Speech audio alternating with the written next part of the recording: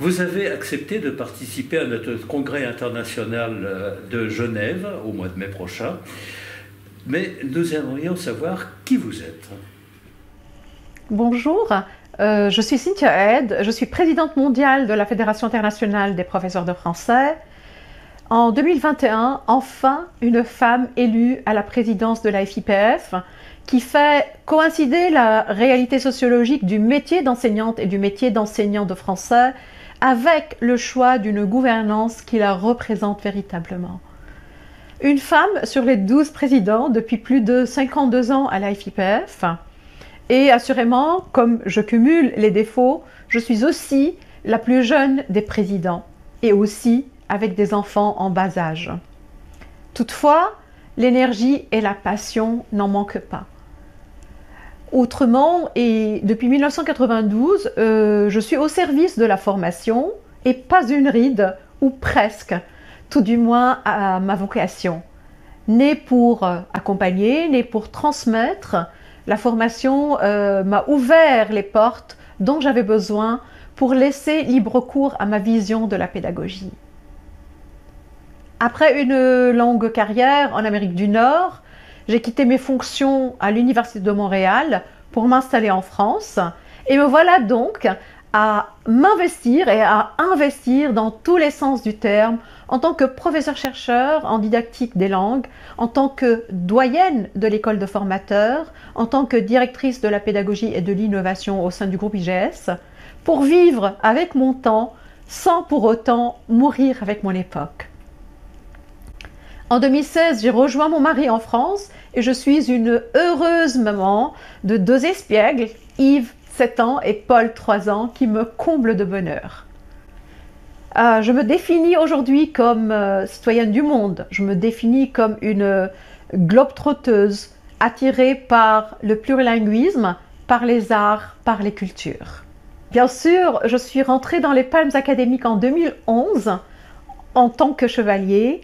Et je peux vous dire que c'est une des plus belles, des plus prestigieuses reconnaissances que j'ai jamais eues pour les services rendus à la francophonie et à la langue française, langue de partage et langue que nous avons toutes et tous ici présents en partage. Nous voyons bien des convergences, mais quelles sont les actions que vous allez développer ? Alors la Fédération internationale des professeurs de français, qu'on appelle FIPF, est une organisation internationale non gouvernementale. Elle est formée de bénévoles et elle est à but non lucratif. Je peux dire que c'est un réseau mondial d'échange, de collaboration et de solidarité entre associations d'enseignantes et d'enseignants de français dans le monde. Depuis 1969, et comme vous le voyez sur la map monde, la FIPF est implantée sur les 5 continents.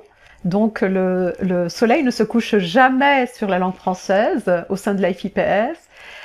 C'est un réseau qui mobilise aujourd'hui plus de 256 associations locales et nationales. On se trouve dans 118 pays et le réseau représente à travers elle 51 000 enseignantes et enseignants de français. La FIPF contribue au développement de la didactique du français, elle contribue à l'amélioration des compétences des enseignantes et des enseignants de français, ceci grâce à ses revues pédagogiques, ses revues scientifiques comme par exemple Le français dans le monde, comme Recherche et application ou encore Dialogue et culture.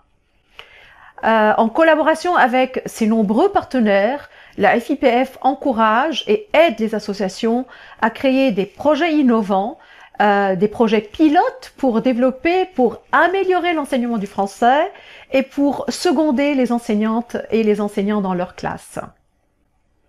Je peux dire aussi que la FIPF a une mission de valoriser la langue française, de diffuser des ressources, des outils, notamment par exemple le plaidoyer pour la langue française ou la carte internationale des professeurs de français ou par exemple l'organisation de projets ou d'événements comme la Journée internationale des professeurs de français. On est à sa 5e édition et on est mandaté par le président de la République à l'organiser dans le monde.